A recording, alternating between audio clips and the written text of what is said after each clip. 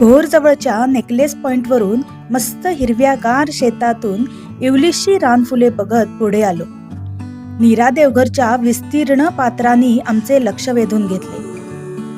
वाटेत प्रत्येक डोंगर आम्हाला खुणावत होता. हा एक डोंगर आपले वेगळेपण जपत होता. हिरव्या कंच निसर्गात हे एक झाड अगदी दिमाखात उभे होते. हिरव्या गार डोंगरातून हे फेसाळत येणारे धबधबे खूपच छान दिसत होते. ही पिवळी शेतं आम्हाला उतरून फोटो काढायला भाग पाडत होती. वाटेत डोंगराच्या कुशीत लपलेली ही छोटी छोटी गावं दिसत होती. पावसामुळे हिरव्यागार झालेल्या कुरणात चरायला जाणारी ही गाई गुरे दिसली. आज आम्ही आलोय जिथे रामदास स्वामींनी दासबोध रचला त्या ठिकाणी, म्हणजे शिवथर गळीला.